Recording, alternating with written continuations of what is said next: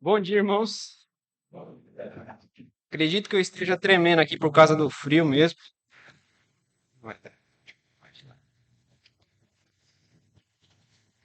É, tô há 2, 3 semanas, mais ou menos, meditando nessa palavra e eu falava e dava no máximo 5 minutos de mensagem. Eu tentava estender para dar uns 30 minutos, assim, alguma coisa e nada acontecia. Mas vamos lá. É, parece que eu estou entrando em campo a primeira vez, é a primeira vez que eu faço uma mensagem. E peço que os irmãos estejam prestando bastante atenção caso eu fale alguma coisa errada, mas espero que não. É, acredito que todos os irmãos aqui, pelo menos alguma vez, ou pelo menos um pouquinho, saibam da história de Pedro. Aquele cara amigo bem próximo ali de Jesus. Oxi, tá tudo muito esquisito aqui. Este amigo de Jesus, eu acredito que, ou melhor, eu gostaria de refletir no momento da história dele, que acredito que todos nós aqui já passamos. E é muito interessante pensar em alguns pontos aqui. Vamos lá. Imagina para Pedro, que era um cara muito próximo, defendia, conversava, comia. Ele realmente era uma pessoa bem próxima ali de Cristo. Estava com ele todos os dias, estava num momento muito estável, né? Animado, feliz da sua vida. Pô, o cara tava com Cristo, né? É um pouco mais fácil. Acredito que todos nós aqui já passamos por momentos assim na nossa vida. Momentos que estamos fortes, animados, vivos, próximos de Cristo. Alguns foram logo após o batismo, que estavam fervorosos, outros foram amadurecendo e ficando ainda mais íntimos.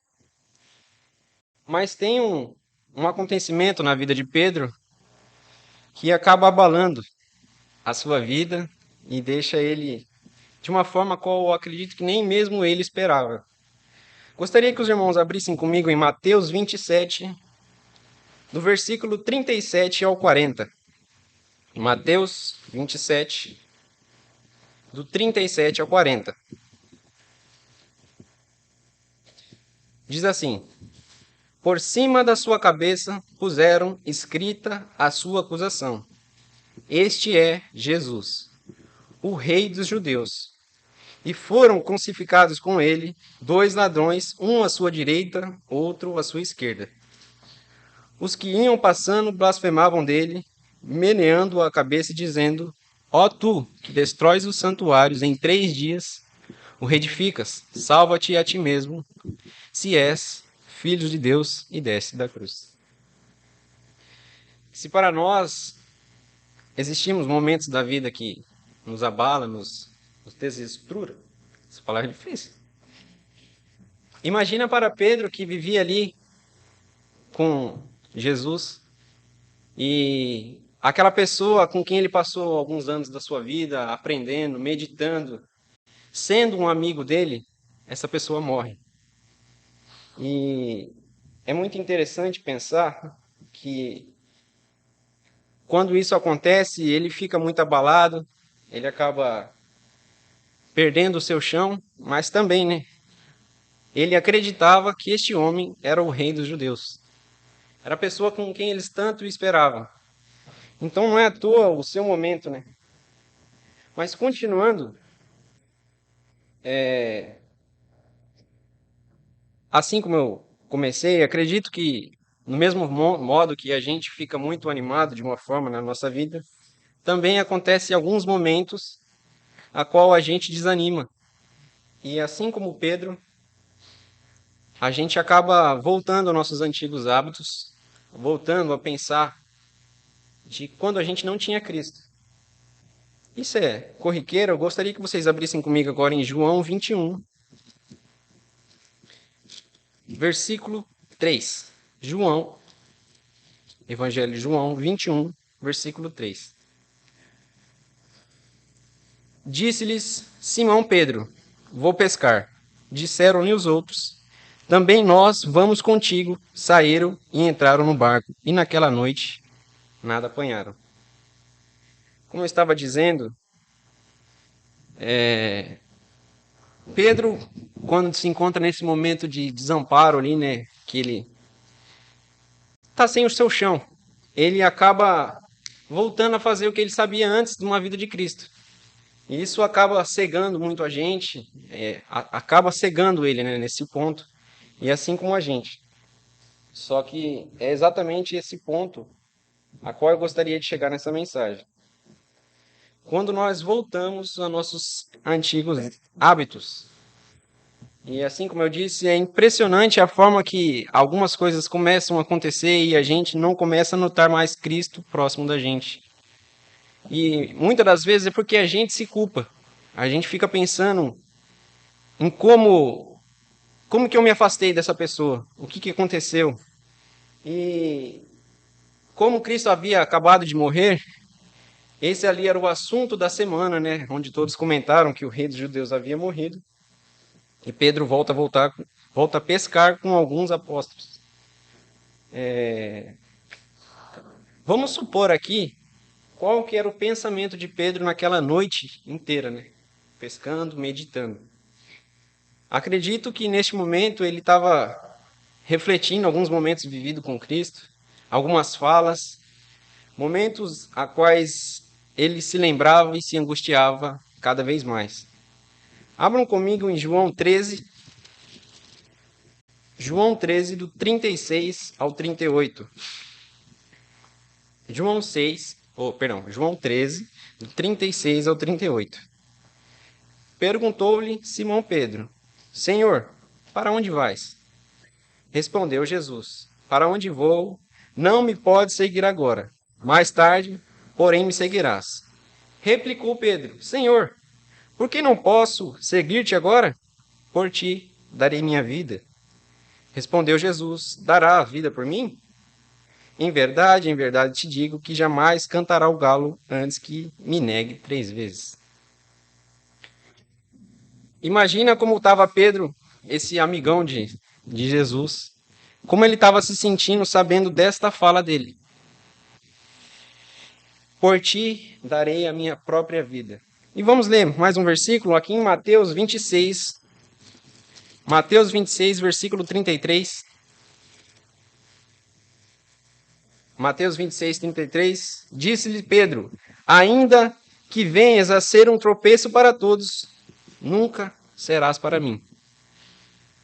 Agora, é como eu disse, vamos tentar imaginar como que estava aquela noite, quais eram os seus pensamentos, ao quanto ele se sentia tão próximo e as suas palavras eram fortes, animadas, que Senhor, jamais te abandonarei, jamais tu serás um tropeço, eu por ti darei a vida. E João 18, versículo 25 a 27.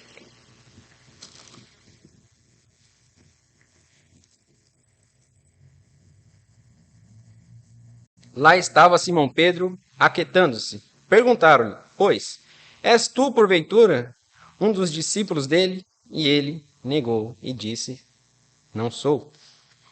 Um dos servos do sumo sacerdote, parente daquele a quem Pedro tinha decepado a orelha, perguntou, não te vi no jardim com ele?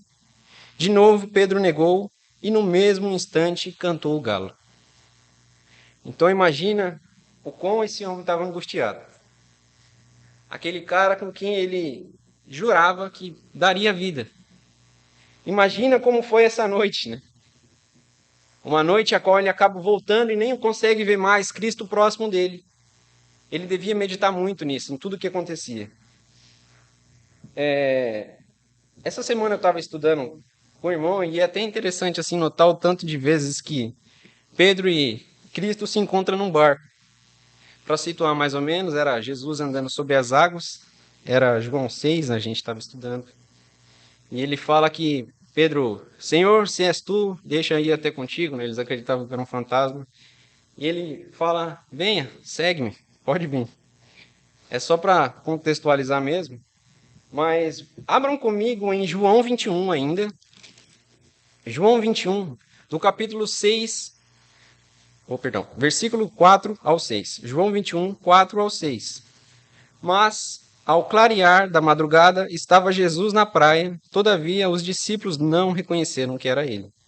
Perguntou-lhe Jesus: Filhos, tendes aí alguma coisa de comer? Responderam-lhe: Não.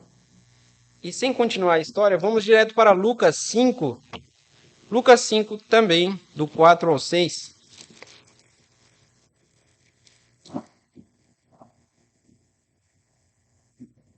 Opa. Lucas 5, do 4 ao 6.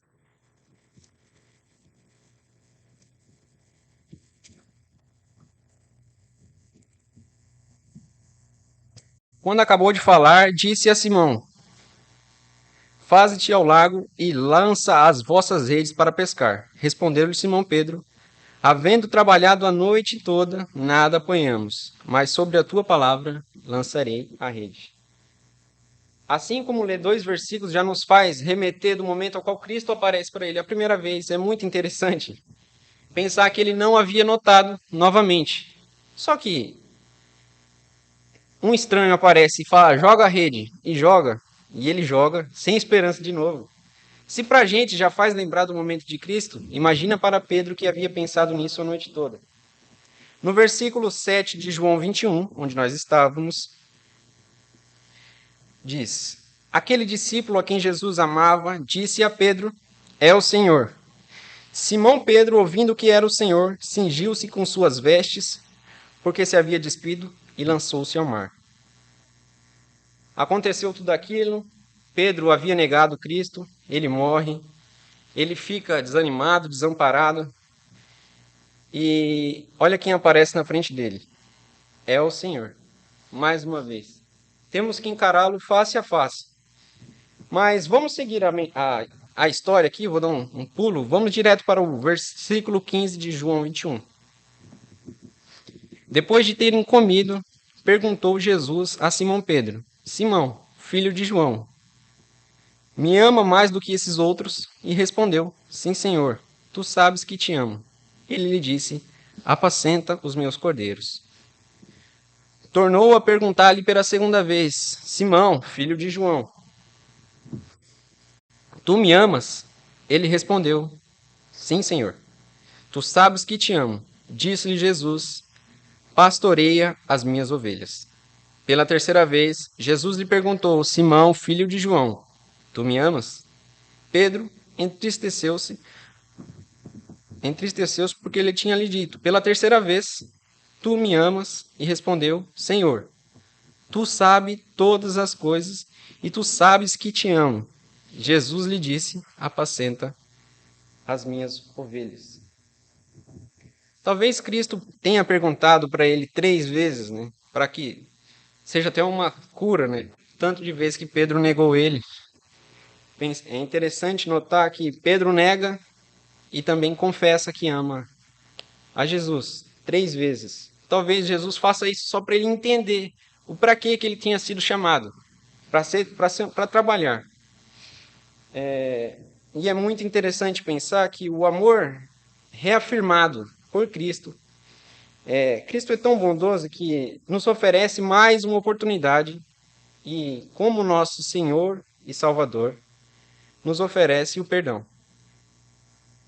Mesmo nós não sendo o centro do plano dele, ele nos nota, independente do que passamos, e nos dá a oportunidade de continuar uma vida com ele novamente.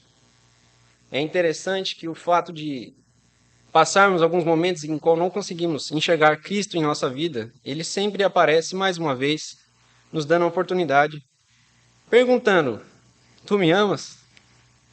Que possamos ter a mesma resposta. E que mesmo que nós continuamos a negá-lo, dia após dia, ele, com toda a sua bondade, com todo o seu amor, continuará a nos oferecer a possibilidade de remissão para que possamos viver uma vida eterna com ele. Que, independente do que acabamos passando na nossa vida, do desânimo, do ânimo, que possamos estar sempre entendendo qual é o propósito de Deus na nossa vida, que possamos estar buscando para entender que ele pede para nos segui-lo. No versículo 19, que eu acabei dando uma pulada, de João 21, a última fala que ele diz para Pedro quando ele sai correndo é: segue-me. E essa é a proposta de Cristo para a nossa vida. Independente de nossos erros, independente do quanto nós não somos fiéis, ele se mantém fiel. É isso que nós aprendemos e é isso que eu tinha a dizer. Espero que os irmãos tenham gostado. Amém? Gostaria de finalizar com uma oração. Estou um pouco nervoso, mas oremos. Pai Santo, Pai amado, Pai querido, Criador dos céus e da terra, somos gratos a Ti por todo o Teu amor, Teu cuidado e Teu carinho.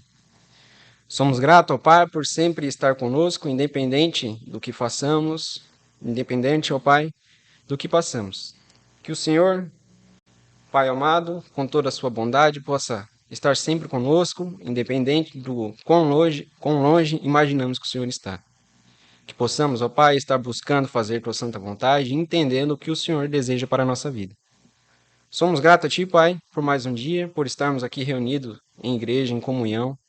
Somos gratos, Senhor, ó Pai, pelo Seu Filho que o Senhor tem nos dado. Lhe agradecemos, ó Pai, por todo o Seu amor. Lhe agradecemos pela opção que o Senhor nos deu de remissão, ó Pai. Pela opção de podermos nos batizarmos e seguir uma vida eterna contigo. Lhe agradecemos, que Seu nome seja sempre louvado e exaltado, em nome do Teu Santo Filho Jesus Cristo. Amém.